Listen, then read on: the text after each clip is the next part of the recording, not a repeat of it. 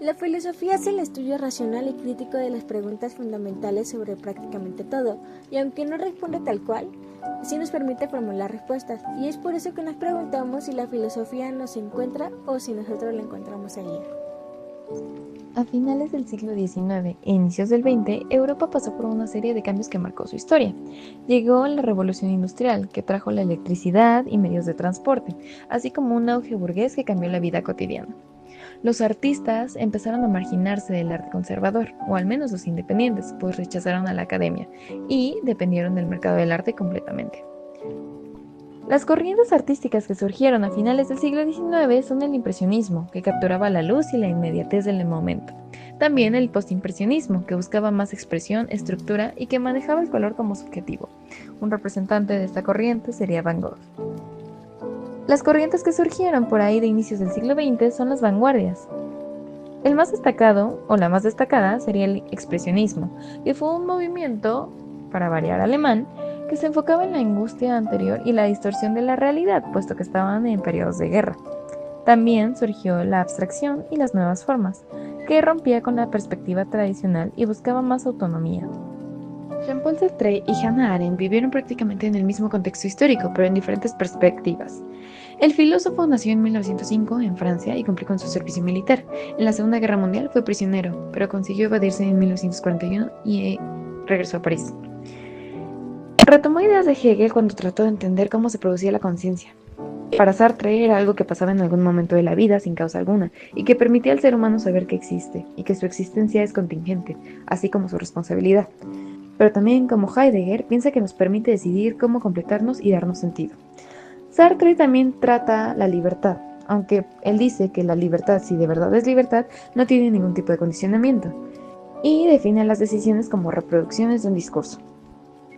Foucault fue conocido de Sartre, y a pesar de que tenían más o menos las mismas ideas y apoyaban las mismas causas, diferían porque Sartre sí se denominaba a sí mismo un filósofo, y Foucault era más bien un archivista. Hannah Arendt fue una filósofa alemana de origen judío que enfrentó de muchas formas el Estado totalitario nazi. En su crónica reflexiva hace referencia al teniente nazi Adolfo Eichmann y a su juicio.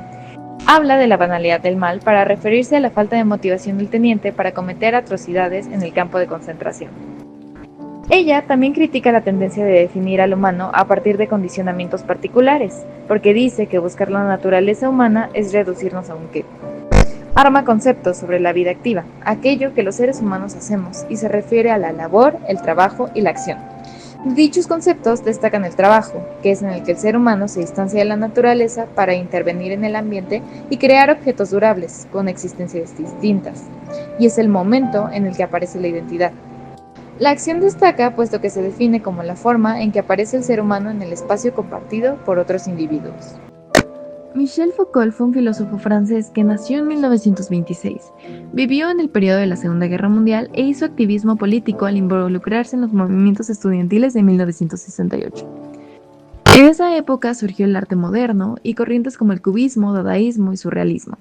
El pensamiento filosófico popular de la época también fue el existencialismo, el postestructuralismo y el pensamiento filosófico de Albert Camus.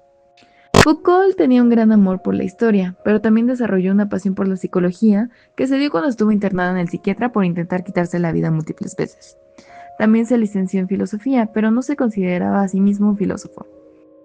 En su trabajo Vigilar y Castigar habla de cómo era tratada la locura en tiempos anteriores y su relación con el poder de todo tipo, vinculando así las tres ramas mencionadas anteriormente.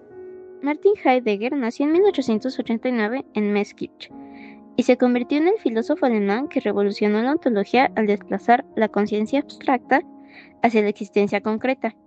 En su obra más destacada, Ser y Tiempo, de 1927, introdujo el concepto de Dasein, ser ahí, para describir al ser humano como un ente arrojado al mundo, cuya esencia es la temporalidad.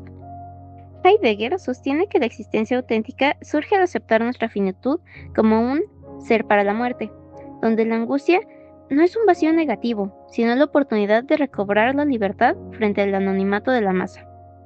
Tras la Segunda Guerra Mundial y su controvertido vínculo con el nazismo, su pensamiento dio un giro hacia la aletheia, la verdad como desocultamiento y la crítica a la técnica. Su influencia es omnipresente en el siglo XX. Sartre transformó su noción de la nada en la base de la libertad existencial. Hannah Arendt, su alumna, adaptó el estar en el mundo para fundamentar la acción en el espacio público, y Foucault utilizó su crítica a la metafísica para analizar cómo se construye históricamente el sujeto moderno. Georg Wilhelm Friedrich Hegel nació en Stuttgart en 1770 y se convirtió en el máximo exponente del idealismo alemán. Su pensamiento se consolidó bajo el impacto de la Revolución Francesa y el ascenso de Napoleón, eventos que interpretó como el avance de la razón en la historia.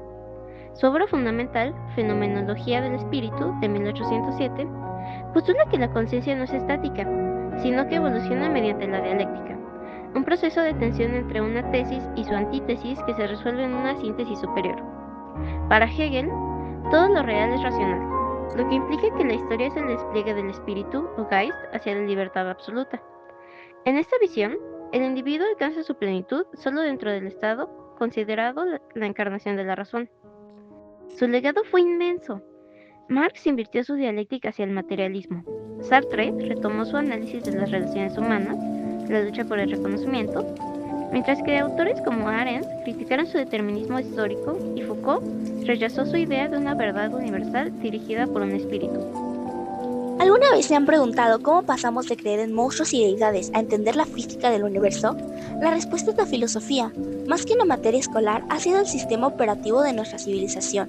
Todo comenzó en la antigua Grecia, cuando el comercio y el tiempo libre permitieron el paso del mito al logos. Personajes como Tales de Mileto o Heráclito inauguraron la metafísica, viendo el universo no como un capricho divino, sino como un fuego vivo regido por leyes. Luego llegó Sócrates, quien con su método dialéctico nos enseñó que la verdad nace de la duda y el diálogo.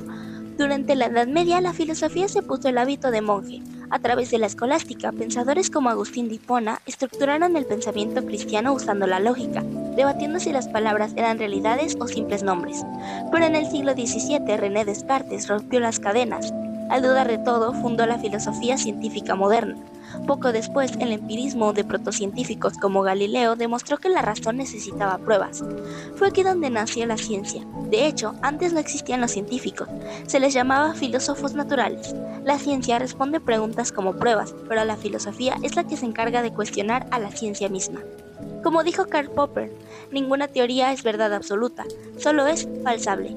Hoy, esta disciplina se ramifica para dar sentido a todo. La epistemología estudia el conocimiento, la estética, lo bello, y la ética, nuestro comportamiento.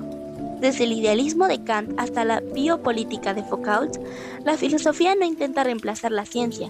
Su utilidad radica en ser esta facultad crítica que nos pregunta, ante cada avance tecnológico, ¿para qué y para quién existe y lo que sabemos? Filosofía, el arte de pensar para poder vivir.